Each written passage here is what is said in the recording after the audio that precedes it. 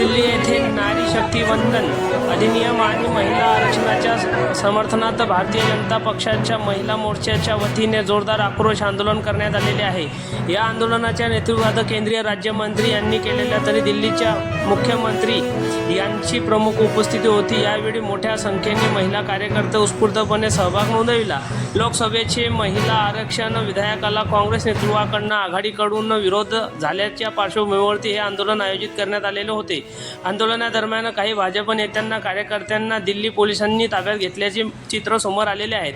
महिलेचे सक्षमीकरण हा केवळ सामाजिक विषय नसून देशाच्या सर्वांगीण विकासाचा अत्यंत महत्त्वाचा घटक मानल्याचे जात आहे।